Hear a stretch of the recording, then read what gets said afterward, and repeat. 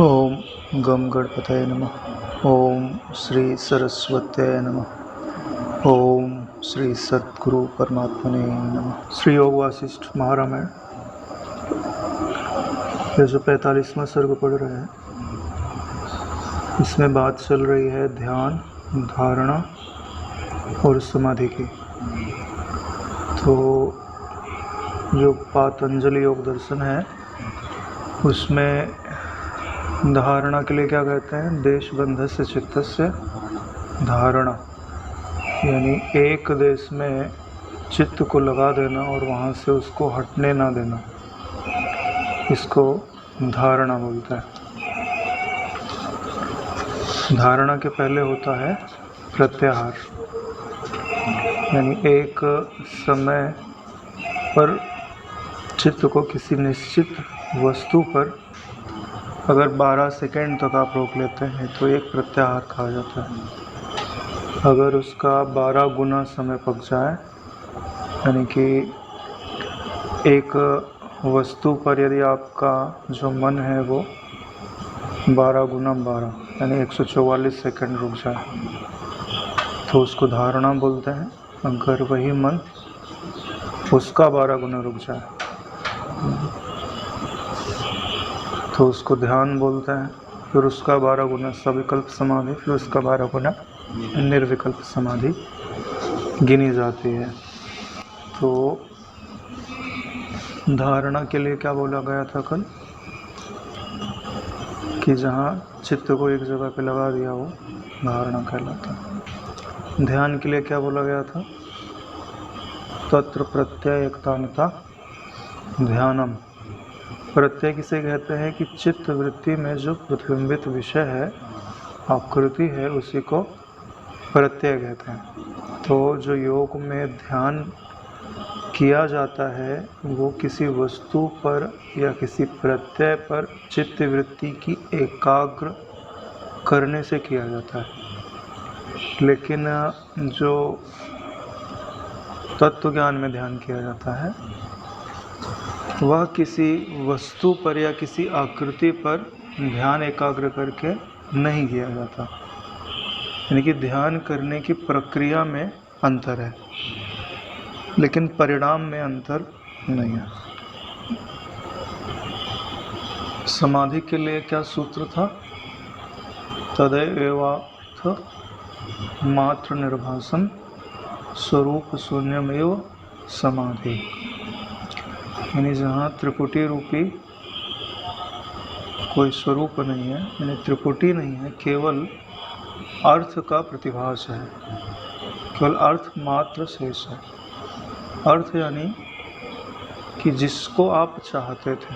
समाधि किस लिए लगा रहे, किसी अर्थ की सिद्धि के लिए लगा रहे हैं ना। शांति चाहिए, सामर्थ्य चाहिए, ज्ञान चाहिए, जो भी आपका अर्थ है केवल वही शेष है। बाकी जितने विक्षेप करने वाले थे वो शांत हो गए, इसी को समाधि कहा जाता है। तो ये बात हो गई पातंजलि योग दर्शन की। तो आगे बात बढ़ाते हुए कहते हैं कि योग में, तो ये बात हो गई, तो तत्व ज्ञान में समाधि किसको बोलते हैं, क्योंकि विषय ही चल रहा है समाधि रूपी वृक्ष का। कहते हैं कि जो त्रिपुटियाँ हैं वो क्या होती हैं, प्रमाता, प्रमाण और प्रमेय। त्रिपुटी यानी 3 चीज़ों का पुट यानी समूह। प्रमाता प्रमाण प्रमेय कहा जाए, या ज्ञाता ज्ञान ज्ञेय कहा जाए, भोक्ता भोग्य भोग कहा जाए, या कर्ता कर्म करण कहा जाए, दृष्टा दृश्य दर्शन कहा जाए। जो भी आपकी त्रिपुटी है तो कहते हैं कि इसको ध्यान से देखिए। पहले इसका सूत्र समझ लेते हैं। इसका सूत्र क्या है, सुष्ठु आधानम, सुष्ठु सम्यक आधानम समाधानम समाधि। यानी तत्व ज्ञान में जब आपको समाधान मिल जाए, सॉल्यूशन मिल जाए। समाधान यानी जैसे कोई प्रॉब्लम है उसका कोई हल मिल गया तो क्या बोलते हैं, समस्या का समाधान मिल गया। तो जो हमको दुख, बंधन, चिंता, परेशानी अनुभव में आ रही है, तो इस प्रॉब्लम का, इस प्रश्न का जब आपको हल मिल जाए उसी को बोला जाता है समाधान। एक अर्थ ये होता है। दूसरा अर्थ होता है आधान, माने होता है रखना, और ऐसी जगह उसको रख दिया जाए कि प्रॉब्लम सॉल्व हो जाए। जैसे वो क्या बोलते हैं, नंबर वाला लॉक होता है, तो एक निश्चित नंबर होता है जिसमें घुमा करके उस ताले को रखा जाता है तो ताला खुल जाता है। ऐसे ही इस जगत की जितनी समस्याएं हैं उनको एक ऐसा पैटर्न है कि उसमें अगर डाल दिया जाए तो पूरी समस्याएं ख़त्म हो जाती हैं। तो ये जो तत्व ज्ञान का ताला है, इसमें भी 3 राउंड होते हैं, प्रमाता, प्रमाण, प्रमेय, ठीक है। और इसमें ये जो लॉक खुलता है वो एक ही नंबर पे खुलता है कि तीनों का नंबर एक आना चाहिए। वो भी क्या, 0, 0 और 0। अगर ये तीनों शून्य हो जाए, तीनों परिणाम में शून्य हो जाए, लेकिन इसमें से 2 चीज़ें तो शून्य हो सकती हैं, लेकिन तीसरी चीज़ शून्य नहीं होती है। तीसरी चीज़ संशोधित होती है। भाई दृश्य को शून्य किया जा सकता है, दर्शन को शून्य किया जा सकता है, दृष्टा को शून्य किया जा सकता है क्या? नहीं किया जा सकता। प्रमेय को शून्य किया जा सकता है, प्रमाण को भी शून्य किया जा सकता है, प्रमाता को शून्य किया जा सकता है क्या? नहीं किया जा सकता। ऐसे ही भोक्ता को शून्य नहीं किया जा सकता, भोग को शून्य किया जा सकता है, और भोग की जो क्रिया है उसको शून्य किया जा सकता है। तो अगर आपको अब समाधि चाहिए तत्व की तो क्या करना पड़ेगा? बोले सम्यक आधान करना पड़ेगा। तो सम्यक आधान का क्या अर्थ होता है कि ध्यान से देखिए आपके अनुभव में क्या क्या आ रहा है, उसको बारीकी से उसका निर्णय कीजिए।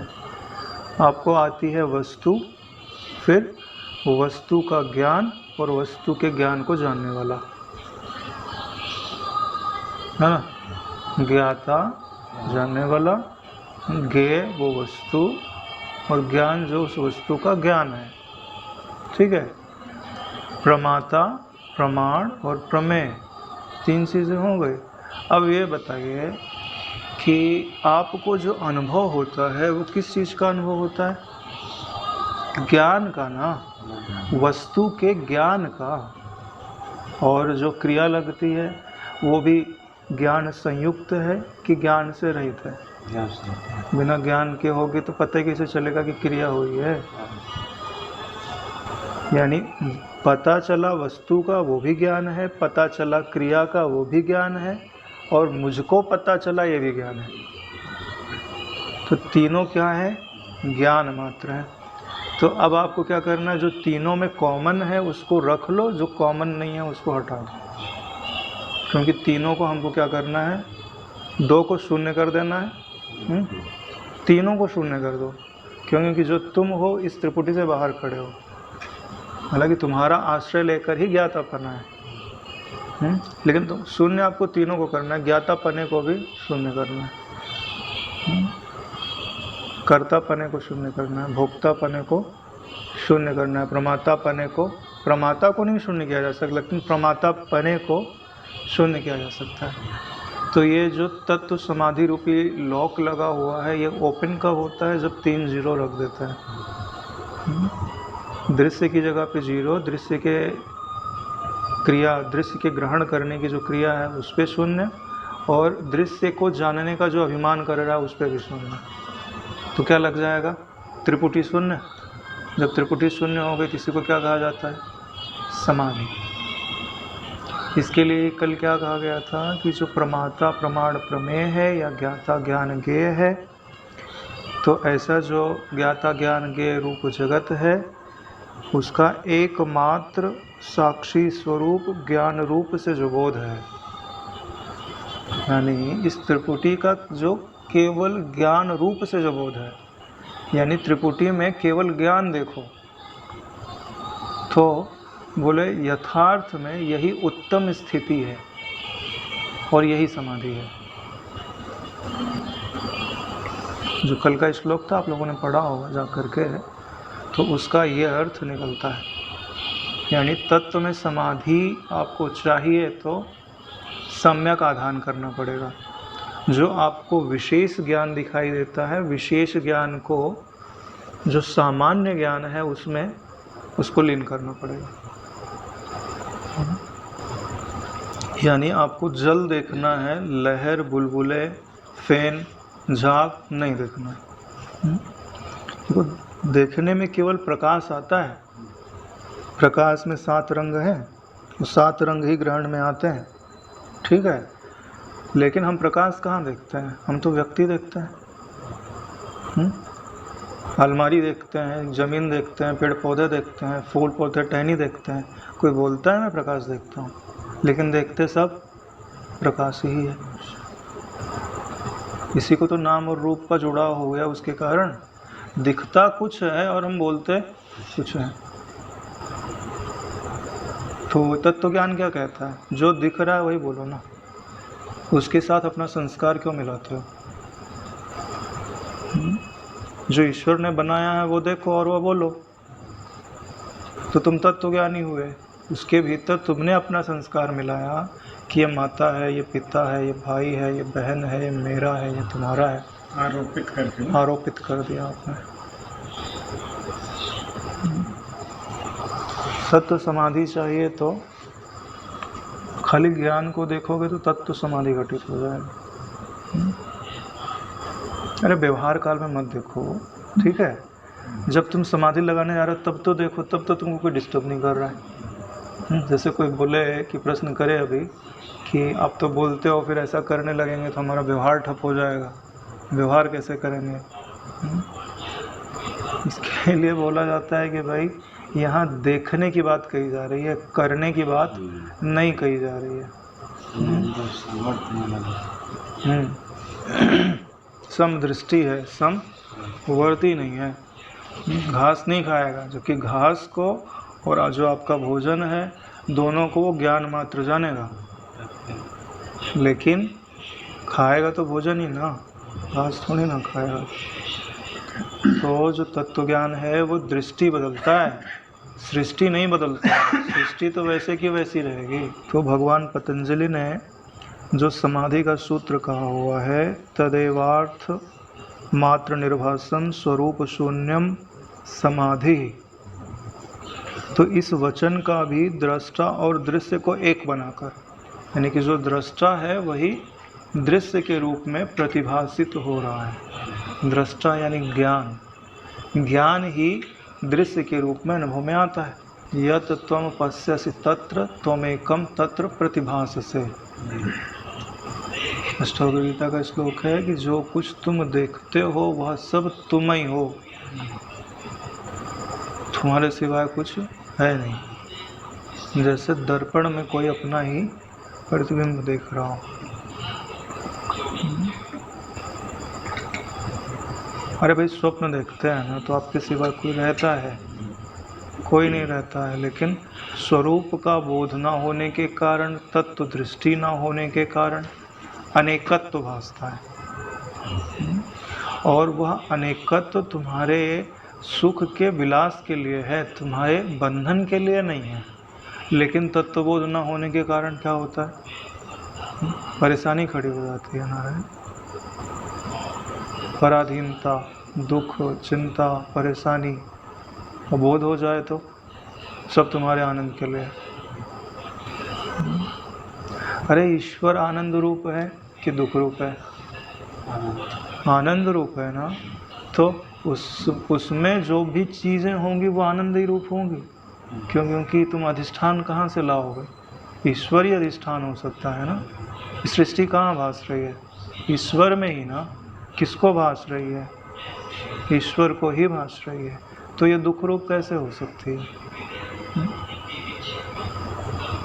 दुख रूप क्या है? ईश्वर के ज्ञान का जो अभाव है, उस अभाव के कारण जो दुख है वो भासता है। सीधी सी बात है ना यार। अगर आप जो है सोने के महल में रह रहे हो और आप भिक्षा मांग रहे हो तो इसका मतलब है कि आपको सोने का ज्ञान नहीं है। इसके सिवाय आपकी दरिद्रता का कोई कारण नहीं हो सकता, ज्ञान ही कारण है। तो अब जो दृष्टा और दृश्य को अगर एक बना दिया जाए तो सारी प्रॉब्लम सॉल्व हो जाए। बोले एक बनाया नहीं जा सकता, दोनों के लक्षण बिल्कुल अलग, एक देखता है और एक दिखता है, ठीक है। बोले लक्षण बिल्कुल अलग है, लेकिन ध्यान से देखिए दोनों में एक चीज़ कॉमन है। क्या कॉमन है? कि दोनों का जो स्वरूप है वो ज्ञान मात्र ही, यानी एक जगह दोनों की एक जैसा लक्षण है दोनों में। क्या है? जानने में आना। जानने में आना भी ज्ञान है और जानने वाला भी ज्ञान है। एक प्रगट ज्ञान है और एक अप्रगट ज्ञान है, लेकिन है दोनों ज्ञान ही। जब आपको यह अनुभव हो जाता है ना, तब अगर आप इस अनुभव में खड़े हो जाओ, समझ के निकलो नहीं, समझा वैसी दृष्टि बनाइए। अरे भाई टॉर्च कब काम करती है? आपने बल्ब लगा दिया, जला के देख लिया, हाँ जलता तो है, लेकिन अगर आपको रास्ते पर जाना है तो उसको जला के रखना पड़ेगा नारायण। जलता है इससे काम नहीं बनेगा। आगे घर में चेक कर लिए, टार्च जलती है, घर पे ही छोड़ दिए, चल पड़े जंगल में जाने के लिए, तो कोई काम आवेगी? ऐसे विचार करने से शांति मिलती है, बंधन कटते हैं। हमने बढ़िया टर्च सेट करके समझ के रख लिया, लेकिन जब हम वृत्तियों के जंजाल में फंसे तो टार्च तो घर पे ही रखी। योग वशिष्ठ जो है वो रूम में ही रखा है। जब पढ़ते थे तब अच्छा लगता था, तब लगता था अपन जो है ब्रह्म है, कोई बंधन नहीं है। अब तो दुख का समय है, वो तो ग्रंथ वहीं का वहीं रखा हुआ है। दूसरे को दिया गया धन, ठीक है, और पुस्तक में लिखी हुई विद्या, और परदेश में गया हुआ पुत्र समय पे काम नहीं आता। दूसरे को आपने धन दे दिया ना, तो जिस जब आपको ज़रूरत होगी तो आशा मत करना कि सही समय को दे देगा। और पुस्तक में लिखी हुई विद्या का हमेशा पुस्तक लेके घूमोगे क्या? विद्या आपके बुद्धि में निवास करनी चाहिए। वैसे भी बोला जाता है कि जो विद्या होती है वो बुद्धि में ही निवास करती है, किसी ग्रंथ में नहीं रहती। क्योंकि ग्रंथ का निर्माण बुद्धि ने किया हुआ है। दृष्टा आदि त्रिपुटी का लय होने से, ध्यान से समझेंगे, इस श्लोक बहुत कीमती है। दृष्टा आदि का लय होने से, दृष्टा के बाद आदि का मतलब जो तीन चीज़ें हैं वो समझ लेने का। दृष्टा, दृश्य, दर्शन, उसकी जितनी भी त्रिपुटियाँ हो सकती हैं वो समझ लीजिए। दृष्टा आदि का लय होने पर अखंड एक आत्माकार में जब मन की वृत्ति स्थित हो जाती है, तब वह ज्ञानी एक आत्म समाधि में स्वयं विश्रांत हो जाता है। याद हो गया?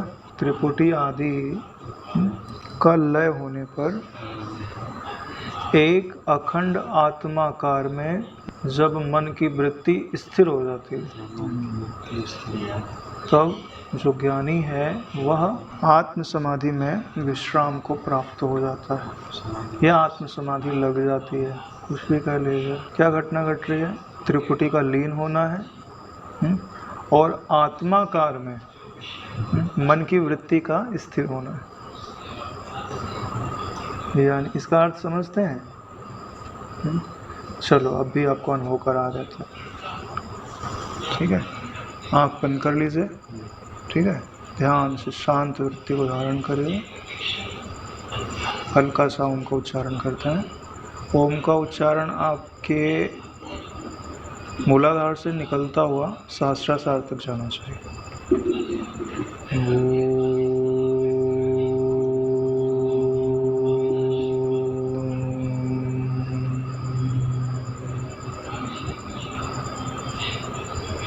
जितना ज़्यादा शांत हो सकता है हो जाए।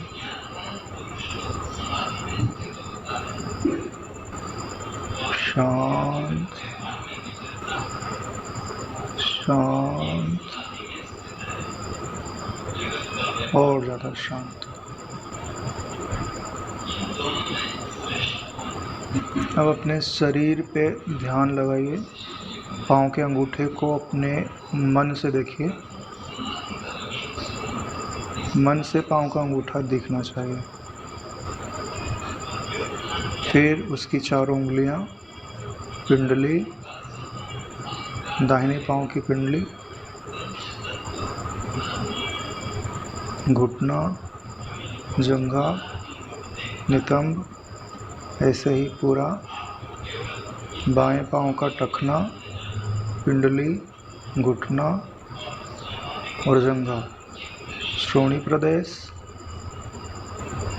पेट का प्रदेश, कमर का प्रदेश, सीना, पीठ, दायां कंधा, दाईं बाँह,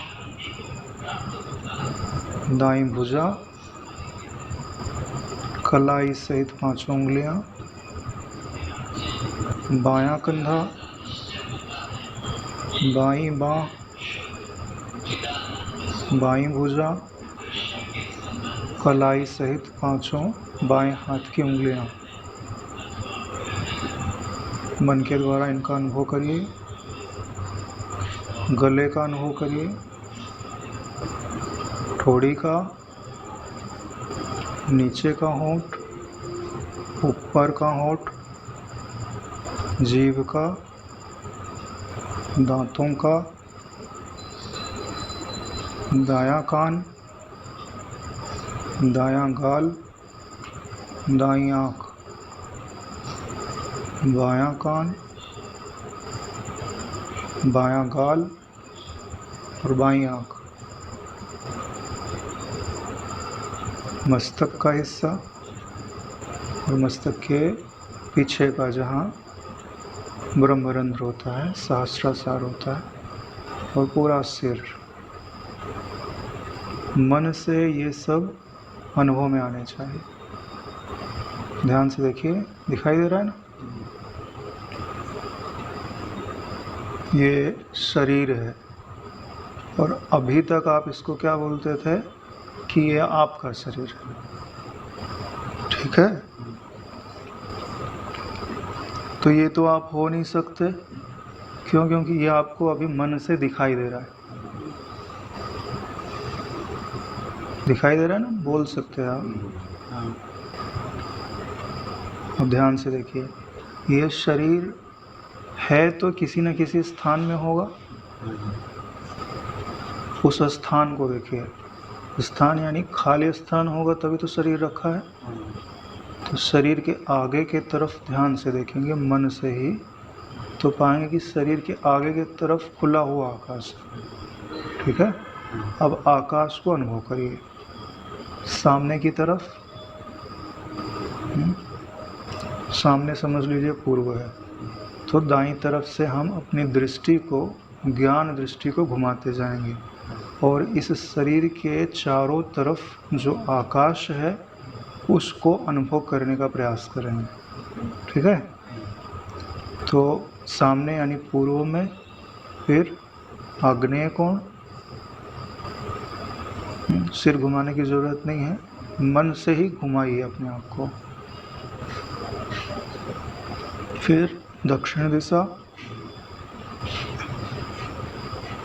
नैऋत्य, पश्चिम, वायव्य, उत्तर, ईशान। ध्यान से देखिए, शरीर के चारों तरफ आपको आकाश का अनुभव हो रहा है। जितना प्रगाढ़ता से देखेंगे ना उतना जल्दी अनुभव में आएगा। हमको सामने के आकाश को देखने की आदत है, लेकिन शरीर के पीछे जो आकाश है उसको देखने की आदत नहीं है। इसलिए हम शरीर से जुड़े हुए रहते हैं।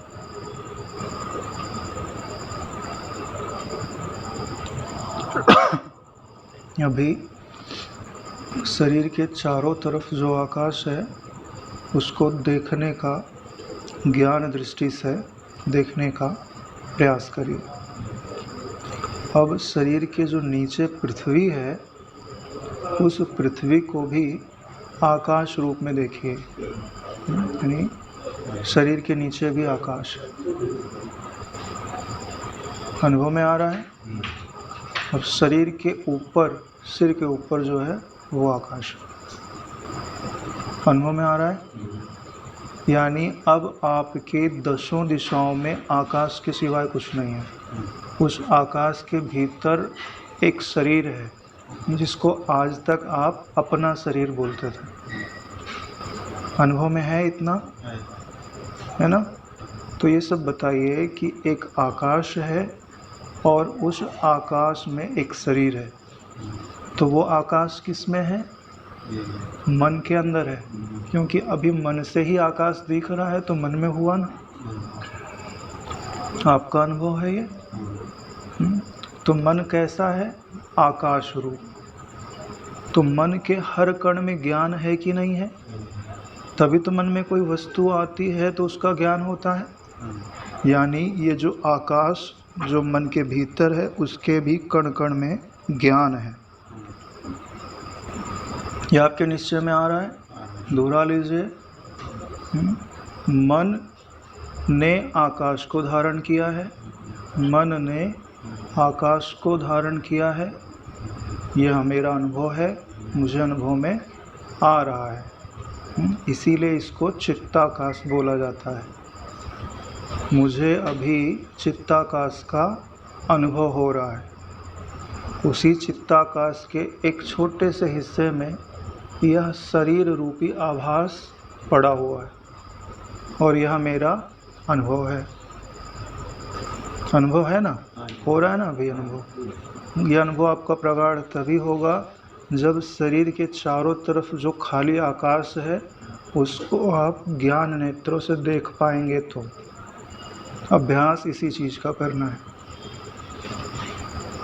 अब उस आकाश में के कण कण में ज्ञान ही ज्ञान भरा हुआ है, क्योंकि चित्त वृत्ति में जो आता है उसका हमें पता चलता है। यह वह प्रमाण है जिससे हमें यह पता चलता है कि चित्त के कण कण में ज्ञान है। ठीक है? तो अब इस आकाश के कण कण में क्या है? ज्ञान है। इस आकाश के, इस चित्ताकाश के कण कण में ज्ञान भरा हुआ है। यह मेरा अनुभव हो रहा है। अब उसी ज्ञान में, उसी ज्ञान आकाश में आपको शरीर का आभास हो रहा है। जिस शरीर को अभी आपने मन की नेत्रों से देखा था वो कहाँ रखा हुआ है? चित्त के आकाश में रखा हुआ है, और वो चित्त का आकाश ज्ञान आकाश है। ठीक है? तब आपको क्या अनुभव में आ रहा है कि एक आकाश है जिसमें ज्ञान ही ज्ञान है, और उस आकाश में एक शरीर का आभास पता चल रहा है। तो ऐसा आकाश जिसमें सिर्फ ज्ञान है उसी को चिदाकाश बोलते हैं। वही ब्रह्म है। उसमें अगर हम संस्कारों को ना मिलाएं तो उसी को ब्रह्म कहा जाता है। उसी में अगर हम संस्कारों को मिला देते हैं तो उसी को चित्त कहा जाता है। तो अभी आपका जो शरीर है वो किस में है? चिदाकाश में। ठीक है? तो ये जो शरीर है, अगर अभी मन को पूरी तरह से शांत कर दिया जाए तो क्या शरीर का आभास जीवित रहेगा? नहीं रहेगा।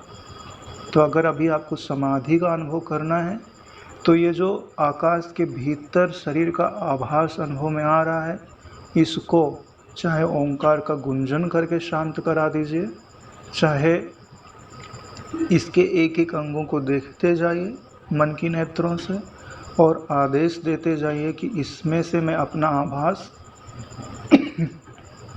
लीन करते जा रहा हूँ। ज्यों-ज्यों आप आदेश देते जाएंगे और स्थिर रहते जाएंगे, त्यों-त्यों शरीर का भाव विलीन होते जाएगा। इसको विलीन कराने का कभी अलग से अभ्यास करेंगे।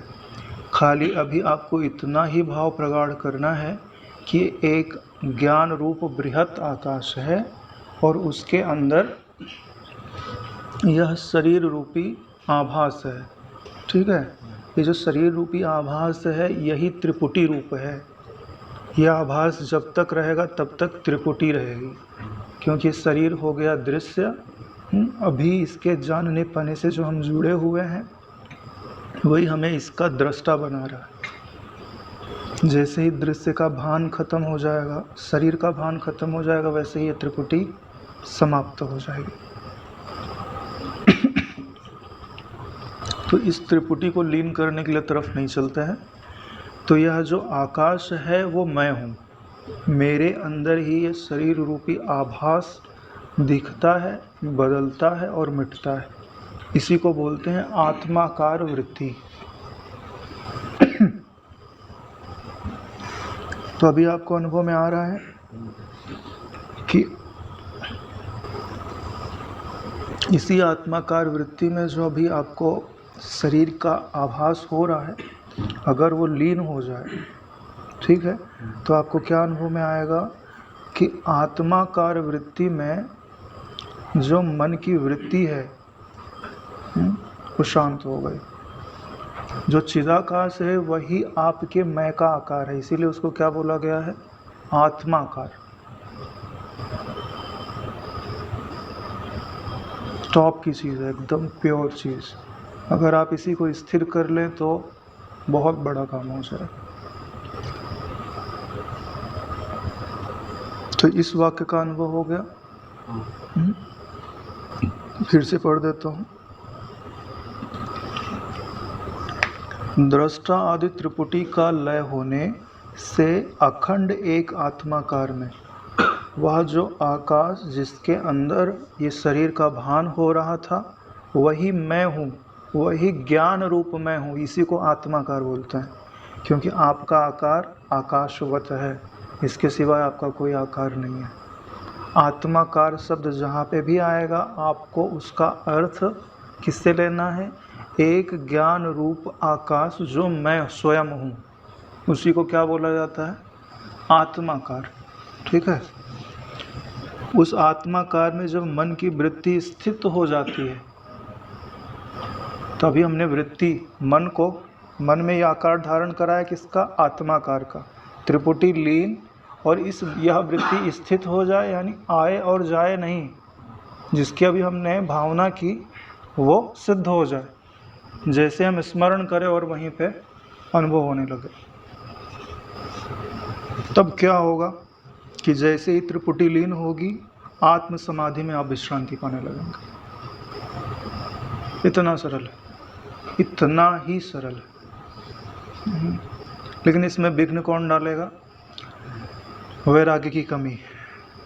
वैराग्य रहेगा, आपको यहाँ बैठने नहीं देगा, यहाँ से उठा के लेके जाएगा।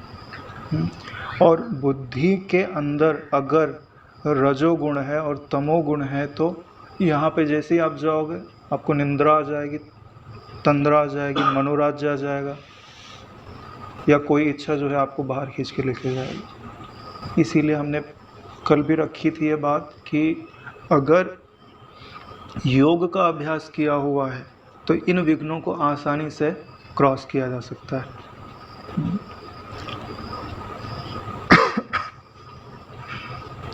तो 38वें श्लोक का अर्थ क्लियर हो गया। और अगर कोई इसका अच्छी से भली भांति अभ्यास करे तो बहुत शीघ्र 40 दिन के अंदर तो विश्राम को उपलब्ध होने लग सकता है। अगर उसके शरीर ने, मन ने, बुद्धि ने धोखा नहीं दिया तो,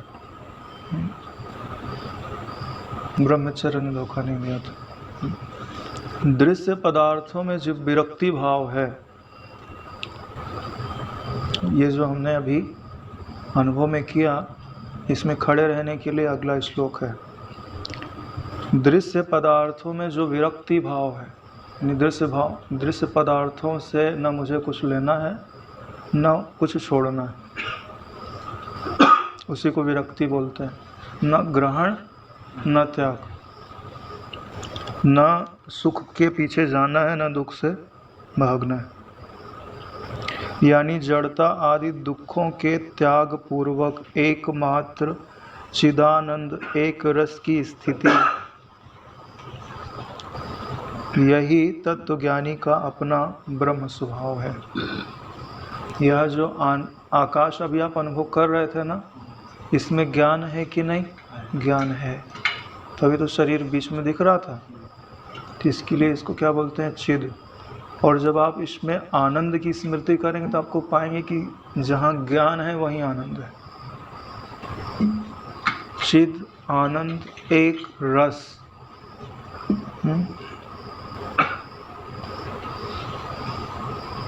चिद आनंद एक रस की स्थिति है। चिद है यानी ज्ञान रूपता है। थोड़ा धैर्य रखेंगे, त्रिपुटी लीन होने लगेगी तो आनंद प्रकट होने लगेगा। तब इसी को क्या बोला जाएगा? चिद आनंद, चिदानंद। जिसको रामचरितमानस में बोलते हैं राम जी के लिए भगवान, वो तुलसीदास जी बोलते हैं चिदानंद में देह तुम्हारी। तो आपको जो राम जी का देह था वही अपना देह अनुभव में आने लगेगा। अरे नारायण, आप ब्रह्म के बहुत पास आ गए हो। थोड़ा पुरुषार्थ वैराग्य प्रबल हो जाए, थोड़ी सी गुरु कृपा मिल जाए, थोड़ा सा धक्का मिल जाए, तो आपको समाधि प्राप्त ना हो जाए, ऐसा तो हो नहीं सकता। विश्राम प्राप्त ना हो जाए, ऐसा तो नहीं हो सकता। अगर हमारी बुद्धि हमको धोखा ना दे दे तो हम स्वयं को ही धोखा दे रहे, कुछ ना कुछ अड़चन डाल के कि ये होगा तब होगा, ऐसा करेंगे तो होगा। किसी चीज़ की अपेक्षा मत रखें, क्योंकि आप अपना पूरा प्रयास तो कर ही रहे। अब उसमें और कंडीशन डाल देंगे तो जो मिल रहा है उसकी तरफ ध्यान भी नहीं रहेगा। क्योंकि जो कंडीशन आप डाल दोगे वो आपके मन ने अगर स्वीकार कर लिया तो जब वैसा होगा तभी होगा। अरे भाई, एक तो वैसे ही नहीं मिल रहा है और जो एक आध दो बूंद मिल रहा है उसमें भी तुम ढक्कन लगा लो। ओस की तरह तो पानी मिल रहा है, तो अरे दो चार बूंद जो गिर रहा है तो ठंडक तो होने दो, प्यास नहीं बुझेगी, ठंडक शीतलता तो आएगी। सुबह कितनी ओस गिरी रहती है, अभी पानी नहीं बरस रहा है तो कम से कम उतना तो मिल रहा है। सर्प आदि जो होते हैं वो उसी ओस को चाट करके अपनी प्यास बुझा लेते हैं, उसी से जीवित रहते हैं। इसके लिए कोई कंडीशन मत डालिए कि ऐसा होगा तो होगा। अगर हम पूरे प्रयास के साथ इस आत्माकार जो स्वरूप है अपना, उसमें त्रिपुटी को लीन करने का और वहाँ मन को स्थिर करने का प्रयास करें, और दृश्य पदार्थों में जो हमारी इच्छाएं हैं ना, उनको अन्य काल पर छोड़ दें। 10 देंगे, 10 छुड़ाएंगे, 10 के जोड़ेंगे हाथ। तो मतलब अभी कुछ मत दो, वादा कर दो। ज्ञान होने दे, तेरी सारी इच्छा पूरी कर देंगे, ठीक है? तब तक के लिए तू रुक जा। तो अभी तो कोई इच्छा नहीं रही ना, अभी कोई पदार्थ, तो शांति से ये जो आत्माकार है जिसमें मन को स्थिर करना है, तो उस आत्माकार को पहचानो, उस आत्माकार का भाव करो, यानी बार बार दोहराओ उसको कि दूसरी वृत्तियाँ शांत हो जाए। और उसमें थोड़ा प्राण बल चाहिए, प्राणायाम आदि चाहिए, क्योंकि स्थिर रहने के लिए प्राण का स्थिर होना ज़रूरी है। खान पान भी थोड़ा बलवान चाहिए, घी हो, थोड़े ड्राई फ्रूट वगैरह हो, क्योंकि नाड़ियों में बल चाहिए ना। मैं तो प्राणायाम करोगे खुश्की चढ़ जाएगी, गर्मी चढ़ जाएगी। अगर आपको सच में ध्यान करना है, धारणा बढ़ानी है, तो नाड़ियों में आपके बल अवश्य होना चाहिए, ठीक है? बिना बल के तो नहीं होता है। अगर आप बोलोगे कि हम बल बढ़ाने जाएंगे और हमारा काम विकार बढ़ जाएगा, तो भाई उसको आसन प्राणायाम करके नियंत्रित करिए। तुम बोलोगे कि गाड़ी में हम पेट्रोल डालेंगे तो वो एक्सीडेंट कर देगा, तो तुम्हारी यात्रा कभी होगी? तुम अपना ब्रेक मजबूत करो। अरे भाई, कोई डर जावे कि हम गाड़ी में पेट्रोल डालेंगे, एक्सीलेटर सही करेंगे तो हमारा एक्सीडेंट हो जाएगा, तो कभी यात्रा पूरी होगी क्या? तो चलेगा ही नहीं। डरने के माध्यम से, डरने के कारण अगर तुम गाड़ी को खड़े ही रखोगे, तो तुम 2 किलोमीटर की स्पीड से चलाओगे तो कभी पहुंचोगे क्या? जो चीज़ आप प्राप्त करना चाहते हैं उसके लिए युक्त आहार विहार लगता ही लगता है, और जो नियम है वो लगता है। यानी आपको ब्रह्म स्वभाव प्राप्त करना है तो जो आत्माकार आपका स्वरूप है ना, उसमें आनंद और एक रसता का भी अनुभव करने लग जाइए।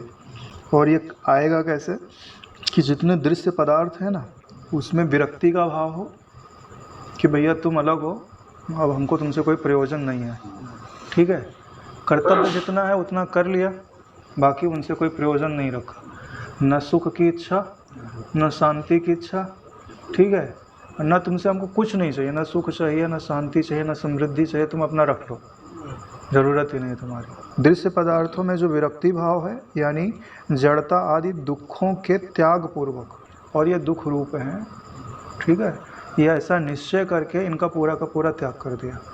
तो कुल मिला के कहें तो चित्त का ही पूरे का पूरा त्याग कर दिया।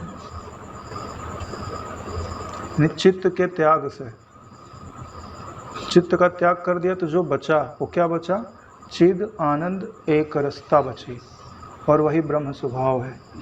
और बौद्ध लोगों ने क्या बोला कि जब हमने त्याग कर दिया ना तो कुछ नहीं बचा, शून्य हो गए। तो यही कारण है वो शून्यता में रुक गए। उन्होंने जो है उसको पहचाना ही नहीं। इसलिए बोलते हैं ना, यहाँ तक तो बहुत सारे मतलब वाले पहुँच जाते हैं, ठीक है, लेकिन ब्रह्म तत्व का जो साक्षात्कार होता है ना, वो केवल ब्रह्म विद्या से, वेदांत से होता है। क्यों? क्योंकि साक्षी साक्षी बोल करके जो साक्षी के सामने था उसको हटा दिया। यहाँ तक तो सब चले गए, बोले यहाँ तक तो दिख रहा था कि ये परेशानी है, इसको हटा दो, लेकिन उसके बाद जो शेष बचता है वो क्या है? उस तत्व पे कोई बिरला ही विचार करता है, क्योंकि वहाँ बुद्धि की गति नहीं है, शून्य है ना। कौन बताएगा वहाँ क्या है, कैसा है, उसका क्या स्वभाव है? स्वयं को ही देखना पड़ेगा। उसके लिए भैया वेद ही प्रमाण माने जाते हैं, उपनिषदें ही प्रमाण माने जाते हैं। इसके आगे जो वाक्य है बहुत बढ़िया है। अभी का जो हम लोगों का जीवन है ना, मतलब अभी जो हम लोग अनुभव कर रहे हैं, उसके लिए बहुत उपयोगी है। दृश्य पदार्थों के स्पंदन को ही या दृश्य पदार्थों की ओर चेष्टाशील बनने को ही ज्ञानी महानुभाव लोग अज्ञान कहते हैं। जो आपका दृश्य पदार्थों की ओर स्पंदन है, या जो आपकी दृश्य पदार्थों की ओर चेष्टाशीलता है, उसी को ज्ञानी लोग क्या कहते हैं? अज्ञान। यही अज्ञान है। शांति से बैठो कि हे चित्त तू विश्राम को प्राप्त हो जा, ठीक है। अब देखो उस चित्त को, क्या वो दृश्य पदार्थ की ओर चेष्टाशील नहीं हो रहा है? हो रहा है। वो बोलता है आँख खोल दो, वो बोलता है कान खोल दो, वो बोलता है स्पर्श इंद्रिय खोल दो, यानी पांचों इंद्रियों से इस जगत को ग्रहण करो, उसके बगैर हमको अच्छा नहीं लग रहा है। नारायण इसी को अज्ञान बोलता है। अरे नारायण, जब देखना था, काम था, तो हमने खोला ही था। अब तो हम शांति के लिए बैठे हैं, अब बैठने दो, तो बोलता है नहीं, हमको वही अच्छा लग रहा था, भले दुख दे रहा था ना। लेकिन जिसको बहुत दुख होता है तो क्या उसकी समाधि लग जाती है? नहीं लगती ना। वो दुख को हटाने के लिए उसी जगह दौड़ना जाता है जहाँ से मार मार के भगाया गया उसको कि तुझा भीतर, तेरे अंदर अभी कमी है, तू संसार के लायक नहीं है, तू परमात्मा के लायक है। इसलिए बोला जाता है जो दीन होता है ना, दीन पर ईश्वर जितना प्रसन्न होता है उतना पुरुषार्थी पर भी प्रसन्न नहीं होता है, क्योंकि दीन की स्वाभाविक शरणागति होती है। पुरुषार्थी व्यक्ति तो बोलेगा कि यार मेरे अंदर इतनी योग्यता है, हे परमात्मा तुम उस पर राजी हो जा, यानी वहाँ अभिमान की संभावना है। लेकिन जहाँ दीनता होती है ना, तो वहाँ मेरे पास तो भगवान कोई गुण नहीं है, संसार में भी मैं असफल हूँ, जहाँ जहाँ लगाया वहाँ वहाँ असफल, अब कोई मेरे को स्वीकार नहीं कर रहा, तुम ही कर लो। तो अब जो है उसके पास कुछ है नहीं, तो अभिमान काहे का करेगा। यही कारण है कि आप देखो तो आपको ऐसे बहुत सारे उदाहरण मिलेंगे कि जो बहुत बड़े पापी थे और ईश्वर की ओर लगे ना तो फटाफट उन्नति कर ली, और जो ना बहुत अच्छे थे और ना बहुत बुरे थे, वो बीच में ही रह गए। क्यों? क्योंकि बीच वाले को लगता है कि मेरे अंदर कुछ तो है, वो जो अभिमान है, क्योंकि बहुत तेज तीव्र वैराग्य होता, तीव्र बुद्धि होती तो निराश करके पहुंच जाता, ठीक है। और जब एकदम बिल्कुल कुछ नहीं है और शरणागति ले ली तो वो भी निकल जाता है। लेकिन बीच वाले क्या करते हैं? अभिमान। नहीं है उसका भी अभिमान कर लेते हैं और है उसका भी अभिमान कर लेते हैं। तो अज्ञान किसको बोलते हैं? अंतःकरण में कोई एक ऐसी चीज़ बैठी हुई है जो आपको बाहर ढकेल रही है, पदार्थों के प्रति चेष्टाशील बना रही है, आपको स्पंदित कर रही है, विक्षेपित कर रही है। माया का गुण है विक्षेप। जो गुण है वो किसका है? माया शक्ति का।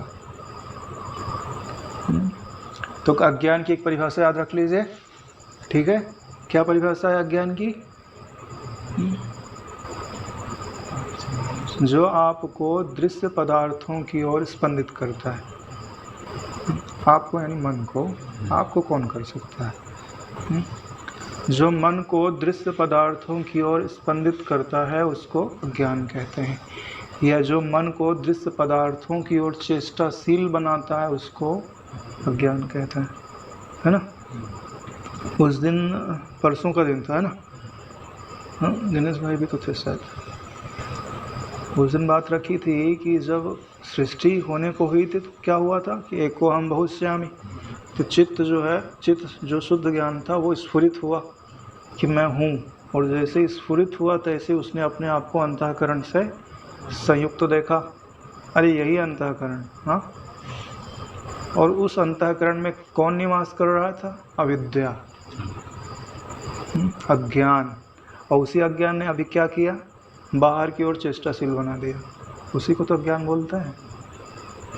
जो उस स्पंदन को, जो स्वाभाविक उपजा था, अगर बाहर की ओर चेष्टाशील नहीं करते तो अज्ञान घटित नहीं होता।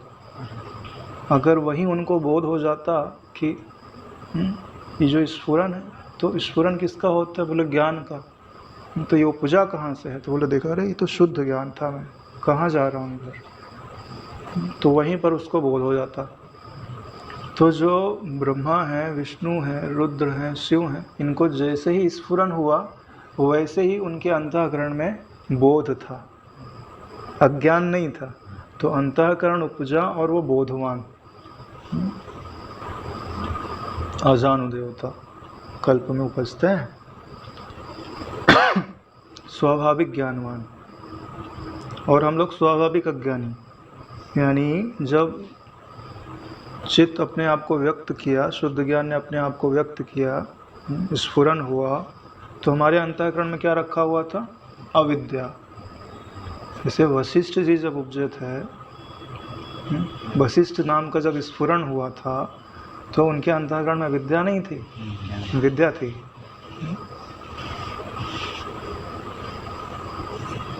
तो उनके सिर पे, भाई पुत्र तू एक मुहूर्त के लिए अज्ञान स्वीकार कर ले। तब जाके उनके अंतःकरण में अविद्या आई और उनका मन जो है वो संसार के प्रति चेष्टाशील हो गया। तब उन्होंने लिखा हुआ है कि तब मुझे संसार भासना प्रारंभ हुआ, नहीं तो मेरे को संसार भास ही नहीं रहा था, सब शून्य रूप लग रहा था। कितना बढ़िया है ये योग वशिष्ठ का दृष्टांत। अगर ठीक से समझ में आ जाए ना, समाधान इसी को बोलते हैं। और इसमें वृत्ति अगर प्रगाढ़ हो जाए ना नारायण, तो कुछ चलित नहीं कर सकते।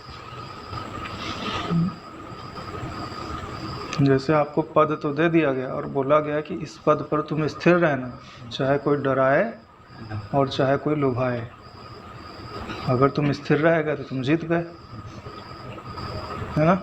वो बापू जी ने सुनाया था, समर्थ रामदास जी का शिष्य, हाँ, भिक्षा मांगने के लिए गया वो, दे दिया, बोले 5 दबाते हैं बाहर में। हाँ, किसी ब्राह्मण के यहाँ द्वार पे, तो कुछ कर रहा होगा, तो उसने बोला, तो बोले परेशान करता है, जा भिक्षा में, मैं तुझे मृत्यु देता हूँ, कल का सूरज तू नहीं देखेगा।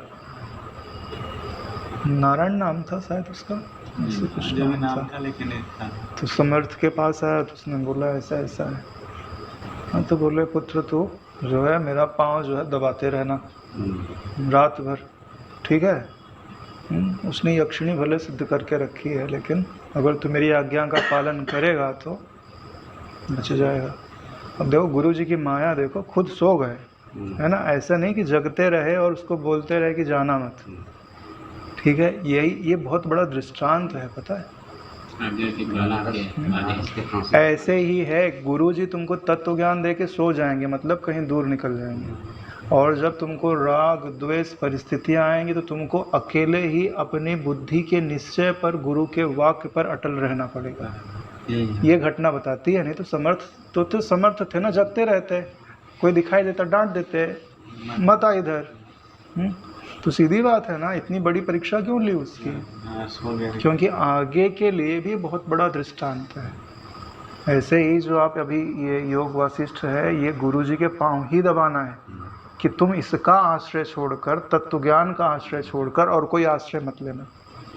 यानी कोई लुभाए भले, तुम इस तत्व ज्ञान का, इस योग वासिष्ठ का, गुरु गीता का, गुरु भक्ति का पांव दबाना छोड़ना मत। चाहे वो लुभाए, चाहे वो डराए। हाँ, चाहे राक्षसी बन के आए, चाहे जो बन के आए।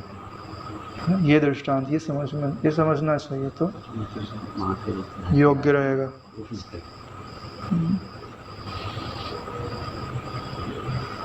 तो अज्ञान की परिभाषा समझ में आ गई। तो आगे कहते हैं, अज्ञानी को ही संसार के पदार्थ रुचिकर प्रतीत होते हैं, तत्वज्ञानी को प्रतीत नहीं होते। यानी अगर आपको पदार्थ रुचिकर प्रतीत हो रहा है, इसका मतलब आप कहना नहीं चाहिए, है ना। अगर रुचिकर प्रतीत हो रहा है तो अभी पदार्थों से मोह है ना नारायण। तो कितनी भी विद्या आपकी बुद्धि में निवास करे, ठीक है, आप अपने पद से च्युत हो गए। जो लुभा रहा है ना, उसकी ओर जाने लग गए। हाँ, तो गला दबा देगी तुम्हारा। जो दिख रहा है वो है नहीं उधर, जो तुम्हारा लुभावना रूप है वो खाली तुमको आकर्षित करने के लिए है। जैसे ही समीप जाओगे वैसे ही गला दबा देगी वो। पकड़ना है वहीं छोड़ दे। हाँ, जैसे मछली को पकड़ना होता तो चारा डाला जाता, कुछ करेगा ऐसे ही। वैराग्य प्रकरण पढ़ो तो समझ में आएगा। बोले ये माया के चारे हैं जो तुमको दिखाई देते हैं, तुम्हारा शिकार करने के लिए लगाए गए हैं। तुमको लगता है कि हमको बहुत बड़ा सुख देने के लिए ये सब प्रयोजन है क्या? कोई नहीं नारायण, तुम्हारा शिकार करने के लिए ये व्याध ने ये सब चारे डाले हैं। ये जो सुंदर मुख दिखाई देते हैं ना तुमको संसार में, ये चारे हैं तुम्हारा शिकार करने के लिए लगाए गए हैं। लोकेशना, धनेशना, स्त्रीशना, तीनों आपके लिए चारे हैं।